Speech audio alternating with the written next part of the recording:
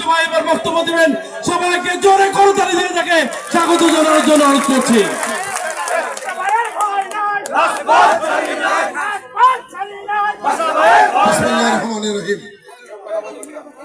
নন্দীগ্রাম থানা এবং পৌর বিএনপি আয়োজিত আজকের বিশাল কর্মী সমাবেশের সম্মানিত সভাপতি, নন্দীগ্রাম থানা বিএনপির সভাপতি জনাব আলাউদ্দিন সাহেব উপস্থিত রয়েছেন। আপনাদের এলাকার কৃতি সন্তান, সাবেক এমপি, কেন্দ্রীয় কৃষক দলের সম্মানিত ভারপ্রাপ্ত সাধারণ সম্পাদক, জেলা বিএনপির ভারপ্রাপ্ত সম্পাদক জনাব আলহাজ মোশাররফ হোসেন উপস্থিত রয়েছেন। কেন্দ্রীয় নির্বাহী কমিটির অন্যতম নেতা, সাবেক ছাত্র নেতা, বিএনপি নেতা জনাব আলী আজম তালুকদার হেনা সহ উপস্থিত বিএনপি অঙ্গ সচিবের বিভিন্ন পর্যায়ের নেতৃবৃন্দ উপস্থিত রয়েছেন। নন্দীগ্রাম পৌর বিএনপির সম্মানিত সভাপতি আলেকজান্ডার উপস্থিত রয়েছেন। সঞ্চালক সুমন, পৌর বিএনপি সাধারণ সম্পাদক উপস্থিত রয়েছেন। থানা বিএনপি থানা নন্দীগ্রামের থানার সাধারণ সম্পাদক আদর সহ নন্দীগ্রাম এবং নন্দীগ্রাম থানা এবং পৌর বিএনপির বিভিন্ন পর্যায়ের নেতৃবৃন্দ উপস্থিত। আমার প্রিয় ভাই বোনেরা, আসসালামু আলাইকুম। সময় সংক্ষেপ, অনেক বক্তা, অনেক নেতৃবৃন্দ এসেছেন, তাদের বক্তব্য শুনেছেন। আমি শুধু এইটুকু বলতে চাই, আজকে 18 বছর পরে উন্মুক্ত পরিবেশে আপনাদের সামনে কথা বলার সুযোগ পেয়েছে সেটা মহান রব্বুল আলামিনের কাছে লাখ লাখ শুকরিয়া আদায় করছি। বন্ধুরা আমার, আগস্ট বিপ্লব, ছাত্র জনতা বিপ্লবের মাধ্যমে সর্বকালের সেরা সর্বশ্রেষ্ঠ ফ্যাসিস্ট খুনি হাসিনা সরকার পতনে পরে আজকে আপনাদের সামনে হাজির হয়েছে। বন্ধুরা আমার, আজকে সারা বাংলাদেশে এই স্বৈরাচারের পতনের পরে আমরা লক্ষ্য করছি অনেকেই বলছেন আমরা এটা করেছি, আমরা ওইটা করেছি, আমরাই নেতৃত্ব দিয়েছি। বন্ধুরা আমার, আমরা বলতে চাই নেতৃত্ব সবাই দিয়েছে। দেশের ছাত্র জনতা এবং সকল দল ফ্যাসিস্ট হাসিনার মধ্যে যারা ছিল সবাই রাজপথে লড়াই করেছে এবং সেই লড়াইয়ের কারণে আজকে ফ্যাসিস্ট হাসিনা সরকারকে পতন ঘটানো সম্ভব হয়েছে। আমি বলতে চাই, আমরা দীর্ঘ 16 বছর এই ফ্যাসিস্ট সরকারের বিরুদ্ধে আন্দোলন করতে যে বিএনপির অনেক নেতা কর্মী গুম হয়েছে।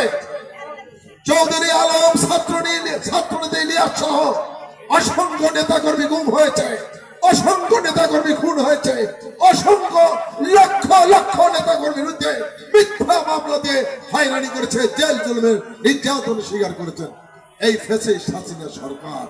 আজকে আগস্ট বিপ্লবের মাধ্যমে যেসব শহীদরা তাদের রক্তের মধ্যে দিয়ে আমাদের এই বিজয় অর্জিত করেছে, আমরা নতুন বাংলাদেশ পেয়েছি, সেই সব শহীদদের আত্মার মাগফিরাত কামনা করছি। বন্ধুরা আমার, এবং যারা আহত হয়েছেন আল্লাহ পাকের কাছে তাদের দ্রুত আরোগ্য লাভ করছি। আজকে আমার ছোট ভাই হেনা একটা কথা বলেছেন, আমরা দুঃখ হয়, ভাবতে অবাক লাগে, তারা সাহস পায় কোথায়? একজন সামান্য কর্মচারী, বাংলাদেশের প্রজাতন্ত্রের কর্মচারী, সে এই আগস্ট বিপ্লবের নায়ক এই সাইদকে সন্ত্রাসী বলেছেন, তার জিহ্বা ছেড়ে ফেলা উচিত। আমরা বলতে চাই, যার রক্তের সিঁড়িবে আজকে আমরা এই নতুন বাংলাদেশ পেয়েছি, সেই সূর্য সন্তানকে যারা এইভাবে কটূক্তি করে তাদের বাংলাদেশে থাকার কোনো অধিকার নেই। আমি মনে করি যারা বাংলাদেশের চাকরির বিধি লঙ্ঘন করে অবিলম্বে তাকে চাকরিচ্যুত করা হোক। সংগ্রামী বন্ধুরা আমার, আজকে অনেকে অনেক কথা বলেছেন। আমি বলতে চাই, আমাদের লড়াই আমরা 16 বছর করেছি। কি জন্য করেছি? একটু অবাধ নিরপেক্ষ সুষ্ঠু নির্বাচনের জন্য আমরা রাজপথে লড়াই করেছি। আমরা লড়াই করেছি আইনের শাসন প্রতিষ্ঠার জন্য, আমরা লড়াই করেছি। আমরা গণতন্ত্রকে পুনরুদ্ধারের জন্য লড়াই করেছি, ফ্যাসিস্ট হাসিনাকে উৎখাত করার জন্য লড়াই করেছি। আমাদের একটা আন্দোলন সফল হয়েছে, সেটি সেটি হলো শেখ হাসিনার উৎখাত হয়েছে। কিন্তু আমাদের নির্বাচন কিন্তু এখনো হয় নাই। আমরা একটি অবাধ নিরপেক্ষ নির্বাচন চাই, যে নির্বাচনে এদেশের জনগণ স্বতঃস্ফূর্ত ভাবে তাদের ভোটাধিকার প্রয়োগ করে তাদের নেতা নির্বাচন করতে পারবে। আমরা বাংলাদেশে আইনের শাসন প্রতিষ্ঠা করতে চাই।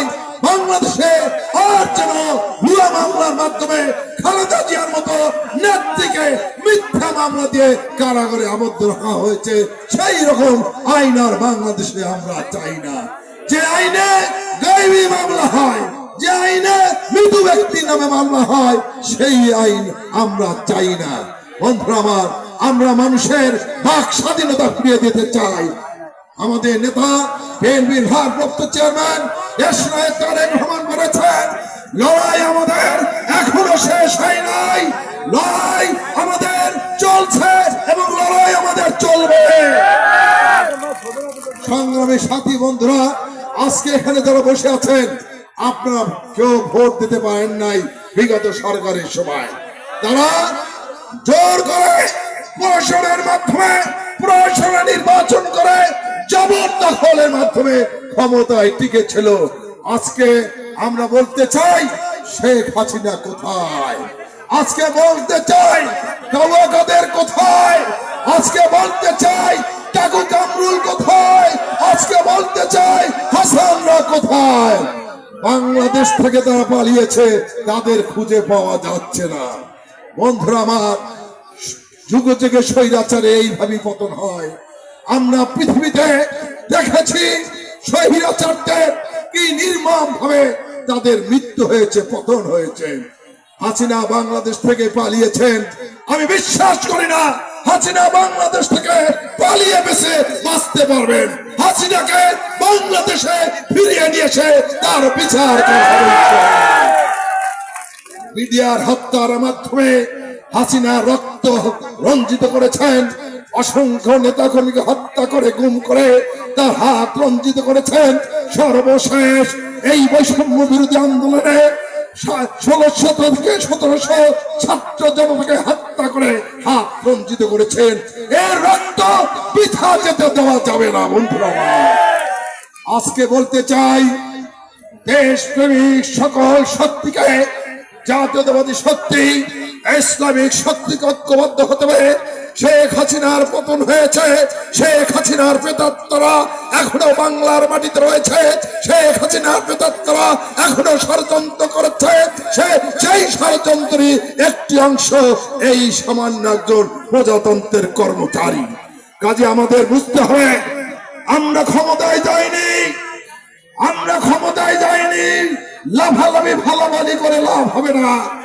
আমরা বাংলাদেশে এমন একটি জবাবদিহি সরকার করতে চাই, ভবিষ্যতে যেন প্রত্যেকটি নাগরিককে জবাবদিহি আওতায় আনা যায়। সংগ্রামী সাথী ও বন্ধুরা আমার,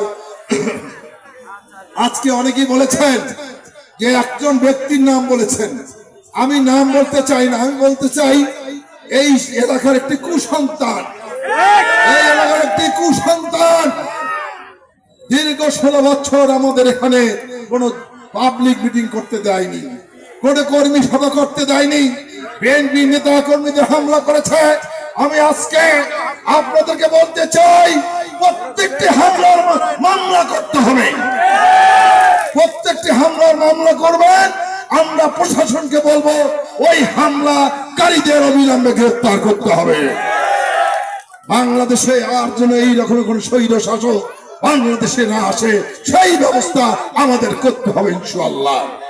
সংগ্রামী সাথী ও বন্ধুরা, আজকে আপনারা লক্ষ্য করেছেন, শেখ হাসিনা দেশের বাইরে থেকে বিভিন্ন ধরনের মন্তব্য করছেন এবং তার যে প্রেতাত্মারা এখানে রয়েছেন, সেই প্রেতাত্মারা বিভিন্ন ভাবে ষড়যন্ত্র করছেন। ইতিমধ্যে তারা আইনের মাধ্যমে একটি কু করার চেষ্টা করেছিলেন, আপনারা জানেন, সফল হয়নি, ব্যর্থ হয়েছে। আনসারের মাধ্যমে এটি কু করার ষড়যন্ত্র করেছিলেন, সফল হয়নি, ব্যর্থ হয়েছে। এবং এই সিভিল প্রশাসনের মাধ্যমে আরেকটা কু করার ষড়যন্ত্র করছে। ইনশাআল্লাহ বাংলাদেশের মাটিতে সেটি সফল হবে না। আপনাদের সকলকে ঐক্যবদ্ধ হতে হবে, প্রত্যেকটি ঘরে ঘরে যেতে হবে, মা বোনদেরকে বলতে হবে বাংলাদেশের সর্ববৃহৎ দল, বাংলাদেশের সবচেয়ে জনপ্রিয় দল জাতীয়তাবাদী দল, যার নেত্রী বেগম খালেদা জিয়া, যার নেতা দেশ নায়ক তারেক রহমান, তাদের নেতৃত্বে এই বগুড়ায় বিএনপির পতাকা তলে সকলকে ঐক্যবদ্ধ হতে হবে।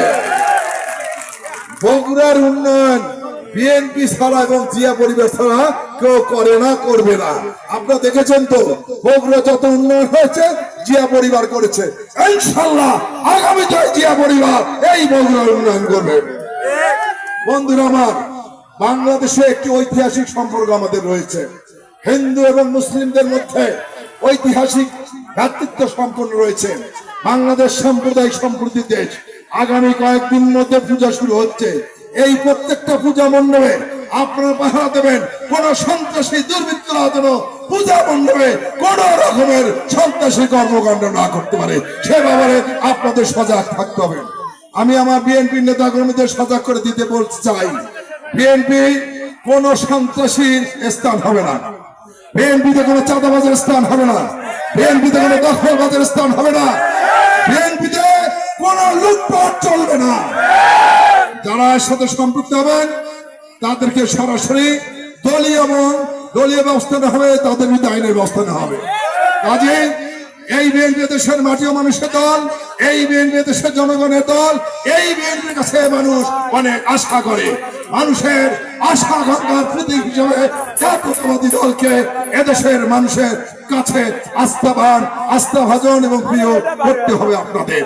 কাজে আপনাদেরকে আমরা অনুরোধ করছি, সবাই মিলে আপনারা ঐক্যবদ্ধ থাকবেন, কোন দলের মধ্যে কোনো ভেদাভেদ থাকা চলবে না, সকলকে ঐক্যবদ্ধ হয়ে ধানের শীষের পতাকা তোলে সমবেত হবেন। আরেকটি কথা বলতে চাই, আপনারা আপনাদের এলাকার সাবেক নোট মোশাররফ হোসেনকে ভালোবাসেন, মোশাররফ হোসেন ভালো, দুই হাত তোলেন। আচ্ছা, ধন্যবাদ। আপনাদের ভালোবাসা আমাদের বিএনপির ইলেকট্রিক চেয়ারম্যান, তিনিও তারেক রহমান মোশাররফকে ভালোবাসেন। তারেক রহমান মোশাররফকে ভালোবাসে বলেই কেন্দ্রীয় কৃষক দলের সাধারণ সম্পাদক করেছেন। তারেক রহমান মোশাররফকে ভালোবাসে বলেই জেলা বিএনপির ভারপ্রাপ্ত সেক্রেটারি হয়েছেন। ইনশাআল্লাহ আগামীতে এই কাহালুনন্দের গ্রামে আবার মোশাররফ এমপি হবেন ইনশাআল্লাহ।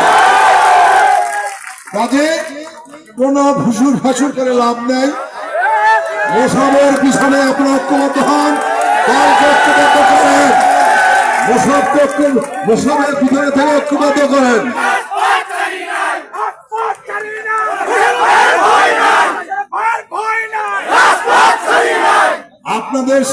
আপনাদেরকে অনেকে ধোঁকা দেওয়ার চেষ্টা করবে, প্রতারণা করার চেষ্টা করবে, বিভিন্ন ভাবে বিভ্রান্ত করার চেষ্টা করবে, কিন্তু ধানের শীষের পক্ষের লোক যারা, বিএনপির পক্ষের লোক যারা, এই পবিত্র মাটি শহীদ রাষ্ট্রপতি জিয়া রহমান, বগুড়ার মানুষ বিএনপি এবং ধানের শীষ ছাড়া আর কিছু আছে। এই বগুড়ার ঐতিহ্য, বগুড়ার গৌরব আমাদেরকে রক্ষা করতে হবে। আমাদের নেত্রী বেগম খালেদা জিয়া দেখাতে হবে বগুড়ায় 60টি আসনে বিএনপি থাকবে। আমাদের ভারপ্রাপ্ত চেয়ারম্যান দেশ নায়ক তারেক রহমানকে দেখাতে হবে বগুড়া বিএনপির ঘাঁটি, এই বগুড়ায় 60টি আসনে বিএনপি থাকবে ইনশাআল্লাহ। আপনাদের আজকে এই সমাবেশ সফল করার জন্য সবাইকে ধন্যবাদ জানিয়ে সবার সুস্বাস্থ্য দীর্ঘায়ু কল্যাণ কামনা করে আমি আমার বক্তব্য শেষ করছি। আল্লাহ হাফেজ। বাংলাদেশ জিন্দাবাদ, শহীদ জিয়া ফরুক, খালেদা জিয়া জিন্দাবাদ, দেশ নায়ক তারেক রহমান জিন্দাবাদ। তারেক রহমান আসবে ফিরে বাংলাদেশে বীরের বেশে, তারেক রহমান বীরের বেশে আসবে ফিরে বাংলাদেশে। প্রিয় এলাকাবাসী, আজকে সমাবেশ সফল করার জন্য সকল স্তরের নেতৃবৃন্দকে আমি ধন্যবাদ জানাচ্ছি।